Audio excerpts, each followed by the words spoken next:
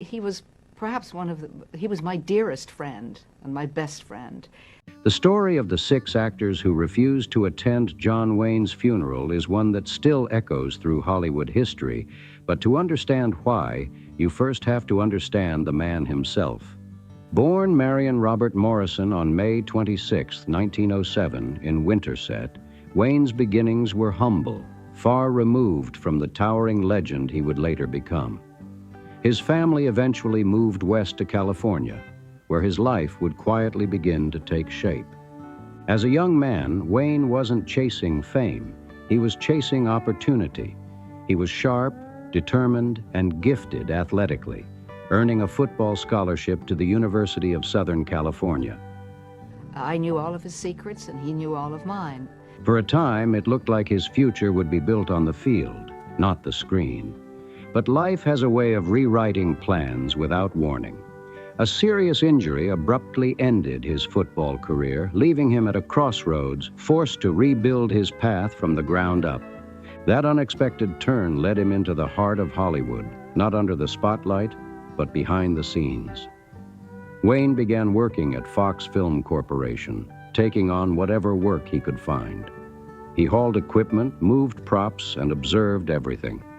Those early days weren't glamorous, but they were essential. He was learning the craft from the inside, absorbing the rhythm and mechanics of filmmaking piece by piece. It was during this time that he crossed paths with John Ford, a moment that would quietly change everything. Ford saw something raw and undeniable in Wayne, a presence that couldn't be taught. He recognized a kind of authenticity, a grounded strength that felt unmistakably American. Taking Wayne under his wing, Ford began shaping not just his career, but the very image that would define him for decades. Still, success didn't come quickly. Throughout the 1930s, Wayne worked relentlessly in a long string of low-budget westerns. These films were far from prestigious, often rushed, underfunded, and easily forgotten, but they became his training ground. And to this day, his kids say to me, "Come on, Eddie Maureen, you know more about Dad than anybody else. Tell." In those roles, he refined his voice, his posture, his presence. He wasn't just playing cowboys, he was becoming one in the eyes of audiences. Then came 1939, the year everything shifted. Under Ford's direction, Wayne starred in Stagecoach as the Ringo Kid. It was more than just another role, it was a breakthrough. The moment he appeared on screen, something clicked. Audiences saw it instantly. A new kind of leading man had arrived, strong but quiet, confident without arrogance, carrying both danger and depth. Wayne didn't just play the hero, he redefined him. From that point forward, there was no looking back. Wayne became a dominant force in Hollywood, building a career that spanned more than 170 films. His collaborations with Ford produced some of the most enduring works in cinema, including The Searchers, My Darling Clementine, She Wore a Yellow Ribbon, and The Man Who Shot Liberty Valance. These films didn't just entertain, they expanded what a Western hero could be. Wayne's characters carried complexity, often wrestling with inner conflict, moral ambiguity, and emotional scars. In The Searchers especially, Wayne delivered a performance that remains one of the most powerful of his career, dark, obsessive, and deeply human. It shattered the image of the flawless cowboy and replaced it with something far more compelling, a man shaped by loss, driven by purpose, and haunted by his past. But Wayne's impact wasn't limited to the Western genre. He also became the face of American strength in war films, starring in titles like Sands of Iwo Jima, The Longest Day, and In Harm's Way. His role in Sands of Iwo Jima earned him an Academy Award nomination, proving that beneath his rugged exterior was an actor capable of delivering genuine emotional depth. There's so many stories about Duke, funny stories, crazy stories, all kinds of things. What made Wayne truly stand apart, though, was his range. While many saw only the tough, unshakable figure, he could just as easily reveal humor, warmth, and vulnerability. In McClintock, he showed his comedic timing. In The Shootist, he delivered something far more personal. The Shootist would become his final film, and in many ways his farewell. Playing an aging gunslinger facing the end of his life, Wayne brought a quiet, aching realism to the role. Off-screen, he was battling cancer himself, and that truth seeped into every scene. It didn't feel like acting. It felt like closure, not just for him, but for an entire era of Hollywood that he had helped define. And of course, no chapter of John Wayne's legacy would be complete without the moment that finally sealed his place among Hollywood's most honored icons, his Academy Award win in 1970 for True Grit. As the unforgettable Rooster Cogburn, Wayne delivered a performance that felt both larger than life and deeply human. Beneath the gravelly voice, the eye patch, and the rough edges, there was something unmistakably warm. An aging lawman with heart, humor, and a quiet sense of justice.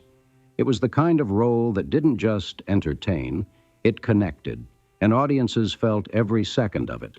That Oscar wasn't just a trophy, it was a long overdue recognition of decades spent earning the respect of both fans and critics. Wayne had never been the kind of actor to chase reinvention or follow Hollywood's shifting trends. Instead, he built his career on consistency, authenticity, and a powerful sense of identity. While the industry evolved around him, he remained grounded in who he was, and that unwavering presence became his greatest strength. Years and years ago, I was at John Ford's house for dinner, and Duke was there for dinner. And Duke had one or two more than he should have had. And Ford said to me, "Papi," said, "take him home." People didn't just watch John Wayne, they trusted him. But while his on-screen image projected strength and certainty, his personal life told a far more complicated story. Off-camera, Wayne's world was filled with emotional highs and lows, passionate relationships, difficult endings, and a deep commitment to the family that remained at the center of his life through it all. His first marriage began in 1933, when he wed Josephine Alicia Science during the early, uncertain years of his career. At the time, Wayne was still fighting to establish himself, taking on demanding work that kept him constantly on the move. The pressures of ambition, financial instability, and long absences slowly began to strain the relationship. Despite genuine affection between them, the distance grew harder to ignore.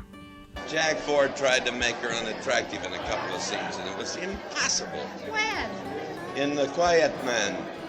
After 12 years of marriage and 4 children, Michael, Mary Antonia, Patrick, and Melinda, the relationship came to an end. Yet even in separation, his legacy continued through his children, with Michael and Patrick later stepping into the film world themselves. By 1945, that chapter had closed, leaving behind both heartbreak and hard-earned lessons. But Wayne's search for connection didn't stop there. In 1946, he married Esperanza Bauer, a woman whose fiery personality matched his own intensity. Their relationship burned bright, but it also burned fast. What began with passion quickly gave way to conflict. Arguments, jealousy, and emotional volatility defined much of their time together, turning their marriage into a storm neither of them could fully escape. By 1954, it had unraveled completely, leaving Wayne with a deeper understanding of how fragile even the strongest connections could be under pressure. Yet even after that turbulence, Wayne remained hopeful. Later that same year, he married Pilar Palet, a Peruvian actress who brought a sense of calm and renewal into his life. With Pilar, Wayne found something closer to balance, a relationship grounded in family and shared experiences. Together, they welcomed 3 children, Isa, John Ethan, and Marisa, further expanding the legacy he was building both on and off the screens. Their marriage endured for nearly 2 decades, filled with moments of joy, growth, and inevitable strain. But even this relationship wasn't immune to the demands of Wayne's relentless career and strong-willed nature. Over time, distance crept in once again. After 19 years, they chose to separate, but interestingly, they never divorced. What remained between them was something harder to define, a bond shaped by history, family, and a connection that never fully disappeared. In the later chapters of John Wayne's life, as the spotlight softened and the weight of illness grew heavier, he found an unexpected sense of peace in someone who had once stood quietly in the background. Pat Stacy, his former secretary, became far more than an assistant. She became a steady presence during his most vulnerable years. Their bond wasn't built on Hollywood glamour or public spectacle, but on something much simpler: trust, care, and companionship. Well, I really haven't had time to put in much thought about this whole thing. I'm rather embarrassed to be here still alive, but I'm not going to die just so they can call it the John Wayne. Better not. As Wayne's health declined, Pat remained by his side, offering comfort through the long, difficult days. She was there not for the legend, but for the man behind it, the one few people ever truly saw. Their relationship may have raised eyebrows in certain circles, but to Wayne, it was real in a way that fame rarely allowed. It was quiet, grounded, and deeply human, a kind of connection that didn't need approval to matter. When Wayne passed away on June 11, 1979, at the age of 72, the loss was felt far beyond Hollywood. He wasn't just a film star, he was a symbol. To many, the Duke represented strength, independence, and a version of American identity that felt timeless. His funeral, held at Our Lady of the Angels Church, brought together family, close friends, and some of the biggest names in the industry. It was a moment of reflection, not just for a man, but for an era he had helped define. But as large as the gathering was, what truly stirred conversation were the absences. The people who chose not to attend spoke volumes, not through statements, but through silence. These weren't casual no-shows or scheduling conflicts. In many cases, they reflected deep ideological divides, personal disagreements, and unresolved tensions that had followed Wayne throughout his life. Wayne was never one to soften his opinions or hide where he stood. That honesty earned him admiration from some and strong opposition from others. A particularly controversial moment came during a 1971 interview where his comments on race sparked widespread backlash and permanently shaped how many viewed him. Combined with his outspoken patriotism and firm political stance, Wayne became one of the most polarizing figures in Hollywood, respected, criticized, and debated all at once. So when the time came to say goodbye, not everyone felt they could take part in honoring him, no matter how significant his contributions to film had been. One of the most notable absences was Jane Fonda. Her decision surprised no one. During the Vietnam War, Fonda became a prominent anti-war activist, while Wayne was one of the most vocal supporters of U.S. military involvement. Their views were not just different, they were fundamentally opposed. Wayne's sharp criticism of protest movements, including statements equating protest with disloyalty, only deepened the divide. Fonda later recalled a tense personal encounter between the two, and from that point forward, their relationship was beyond repair. Attending his funeral would have conflicted with everything she publicly stood for. Then there was Marlon Brando, another towering figure in cinema who chose not to attend. Brando represented a completely different philosophy, both politically and artistically. He was outspoken about social justice, particularly in his advocacy for Native American rights, and he openly criticized Hollywood's portrayal of the Old West. To him, many Westerns, including those Wayne helped make iconic, romanticized a painful and complex history. His absence wasn't fueled by personal animosity, but by a deep disagreement with what Wayne's legacy symbolized. Paul Newman also stayed away, though in a far quieter manner. Known for his humanitarian efforts and progressive values, Newman approached life and fame very differently. Where Wayne stood firmly in tradition, Newman often aligned himself with change and reform. Wayne had, at times, dismissed politically active actors with blunt skepticism, a stance that likely didn't sit well with Newman. There was no public feud, no dramatic fallout, just a clear and consistent distance that remained even at the end. Another powerful name missing from the funeral of John Wayne was Burt Lancaster, a man known not only for his commanding screen presence, but also for his unwavering political courage. Lancaster had built a reputation as someone who refused to stay silent, especially during the tense years of McCarthyism, when many in Hollywood chose safety over truth. To him, actors weren't just entertainers. They had a responsibility to question authority and challenge injustice. Wayne, on the other hand, stood firmly on the side of tradition and national pride, often defending institutions others were beginning to question. While the two men respected each other professionally, their worldviews were fundamentally at odds. That divide never erupted into public drama, but it remained quietly unbridgeable. Lancaster's absence at the funeral wasn't loud or confrontational. It didn't need to be. It was a quiet, deliberate decision that spoke volumes, a final statement made not with words, but with principle. Then there was James Garner, whose decision carried its own weight. Garner wasn't someone speaking from a distance. He had served in the military himself, experiencing war firsthand. That experience shaped his perspective in a way that made him deeply skeptical of how Hollywood often portrayed conflict. While Wayne became a symbol of patriotic heroism on screen, Garner saw a more complicated truth behind those narratives. He once described Wayne as a good actor, but a man I didn't agree with, a line that perfectly captured the respectful distance between them. Garner believed that Wayne's image sometimes blurred the line between genuine patriotism and something more rigid, something that didn't leave room for questioning. For Garner, choosing not to attend the service wasn't about disrespect. It was about staying aligned with his own values, even in a moment when many felt compelled to show public support. And perhaps one of the most significant absences came from Harry Belafonte. A towering figure not only in entertainment but also in the civil rights movement, Belafonte had spent his life fighting for equality and justice. As a close ally of Martin Luther King Jr., his convictions ran deep, and they were not easily set aside.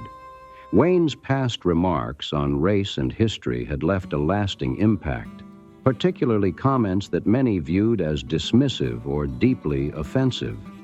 For Belafonte, those words couldn't simply be separated from the man. Respecting Wayne's contributions to film didn't mean overlooking the beliefs that stood in direct conflict with everything he had fought for. His absence, like the others, was rooted not in personal bitterness, but in unwavering conviction. In the end, John Wayne understood exactly who he was, and he never tried to soften that image to please others. Late in life, he once said, "I don't think you should apologize for being who you are." It was a statement that captured his entire philosophy, direct, unapologetic, and deeply rooted in personal belief. But that same strength also carried a certain isolation. It explained why so many admired him without hesitation, and why others could never fully stand beside him. The actors who chose not to attend his funeral weren't simply skipping a ceremony.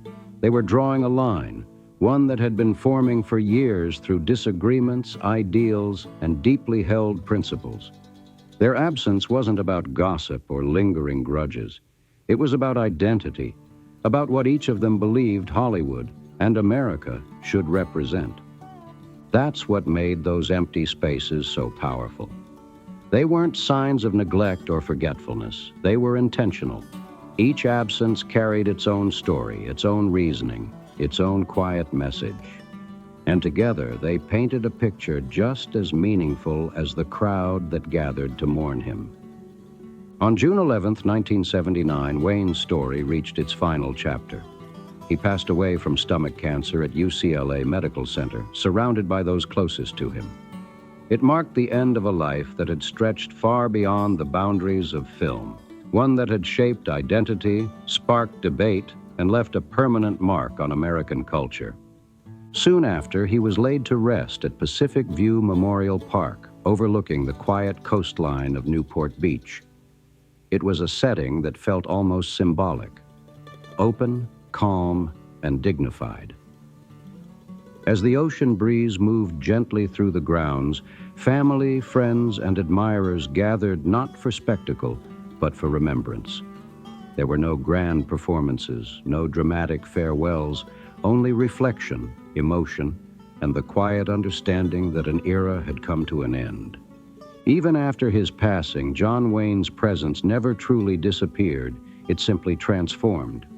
His films continued to play across television screens, introducing new generations to the man known as the Duke. His voice, his walk, his unmistakable screen presence, all of it remained etched into popular culture. But along with admiration came something else, ongoing debate.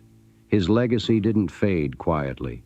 It stayed alive, evolving with every new era that revisited it. Then, decades later, controversy surged back into the spotlight. In February 2019, Wayne's 1971 interview with Playboy resurfaced online, reigniting conversations that had never fully settled. The reaction was immediate and deeply divided. Some defended him, arguing his words reflected a different time. Others saw the comments as unacceptable, regardless of context. Almost overnight, the discussion shifted from history to present-day accountability. That renewed attention led to calls for change, most notably surrounding John Wayne Airport. Critics questioned whether a public space in a modern, diverse society should carry his name. The debate quickly expanded beyond a single location, becoming part of a broader cultural conversation about how historical figures should be remembered. Wayne's son, Ethan Wayne, stepped forward to defend his father, urging people not to judge him solely on a single interview that he believed had been taken out of context. But the discussion didn't fade. In 2020, during the nationwide protests following the killing of George Floyd, calls to rename the airport intensified once again, fueled by a wider re-examination of history, representation, and public symbols. And yet, as of 2026, the name remains unchanged. John Wayne Airport still stands, not just as a tribute, but as a reflection of the complexity surrounding his legacy. It represents admiration and controversy at the same time, a symbol of how one man can embody both cultural pride and ongoing debate. His story continues to raise difficult questions about fame, responsibility, and how society chooses to remember its icons. Even now, decades after his final film, Wayne's name continues to echo through Hollywood. His movies remain staples of classic cinema, his image still instantly recognizable. But behind that enduring popularity lies a question that refuses to go away. Who was the real John Wayne? For some, he remains the ultimate symbol of strength and resilience, a figure who represented courage, independence, and unwavering conviction. For others, he is a more complicated figure, one whose words and beliefs no longer align with modern values. That tension is what keeps his legacy alive, not as a fixed story, but as an ongoing conversation. Every few years, his name resurfaces, often sparking new waves of discussion, especially among younger audiences encountering his work for the first time. Viewing his films and interviews through a contemporary lens, some question why he continues to be honored so prominently. Others push back, arguing that Wayne should be understood within the context of his time, a man who spoke openly without filtering himself to fit changing expectations. Film historians often describe him as a paradox, a representation of American masculinity that was both powerful and deeply flawed. On screen, he played men who seemed unbreakable, yet carried emotional weight beneath the surface. That contrast is part of what made his performances so compelling. He didn't just portray heroes. He portrayed men shaped by struggle, loss, and moral conflict. His influence on future generations of actors is undeniable. Figures like Clint Eastwood, Kevin Costner, and Sam Elliott have all carried elements of Wayne's presence into their own careers. The modern Western, in many ways, still echoes with his influence, his posture, his pacing, his quiet authority. At the same time, Hollywood has grown more willing to examine the full picture. Documentaries, essays, and academic discussions have begun to explore both sides of Wayne's legacy, the celebrated icon and the controversial figure. His story has become more than biography. It has become a case study in how art, identity, and belief intersect. And perhaps that's why John Wayne remains so relevant. Not because his legacy is simple, but because it isn't. He represents a moment in time, a set of values, and a kind of stardom that continues to be questioned, reinterpreted, and debated. Still, there's one thing no one can deny: John Wayne left a mark far too deep to ever be erased. Whether you admire him, question him, or sit somewhere in between, ignoring him simply isn't an option. His life became woven into the fabric of America itself, a story shaped by ambition, pride, contradiction, and relentless determination. He arrived in Hollywood with nothing but drive, and over time built something far greater than a career. He built a legacy that continues to echo long after his final curtain call. Even now, decades after his passing, Wayne's presence still looms over Hollywood like a shadow that refuses to fade. His image remains frozen in time, etched onto posters, painted across murals, and carried through every Western that dares to follow in his footsteps. There's a reason his name still sparks curiosity. Beneath the legend lies a question that refuses to settle. Who was the real Duke? Was he the fearless symbol of strength that audiences once looked up to? A man who represented courage, loyalty, and an unshakable sense of identity? Or was he a far more complicated figure, one whose words and beliefs have become harder to reconcile with the modern world? That tension is what keeps his story alive. It's not a question with a clean answer. And maybe that's exactly why it still matters. Every few years, his name surges back into public conversation, often igniting fresh waves of debate. New generations discover his films and interviews, viewing them through a completely different lens. Some are captivated by his commanding presence and timeless performances. Others are more critical, pointing to his controversial remarks on race, gender, and politics, and questioning why his legacy continues to be so prominently honored. Yet his supporters remain just as firm. They argue that Wayne never tried to present himself as flawless. He didn't reshape his image to fit expectations. He stood by his beliefs, even when they were unpopular. To them, that authenticity is exactly what made him unforgettable. It wasn't about perfection. It was about conviction. Film historians often describe him as a paradox, a symbol of American masculinity that was both powerful and deeply human. On screen, he embodied strength, confidence, and control. But beneath that exterior, his characters often carried emotional weight, quiet struggles, personal loss, and moral conflict. That contrast is what gave his performances depth. He didn't just play heroes. He played men shaped by their flaws. His influence can still be felt in the work of actors who followed. Clint Eastwood, Kevin Costner, and Sam Elliott have all, in their own ways, carried forward pieces of Wayne's legacy. The modern Western still carries his imprint, his pacing, his presence, his quiet authority. Every lone gunslinger on screen today walks a path he helped carve. At the same time, Hollywood has evolved. Today, there's a greater willingness to examine not just the legend, but the man behind it. Documentaries, podcasts, and essays have begun to explore both sides of Wayne's story, the icon who defined an era, and the individual whose words continue to spark debate.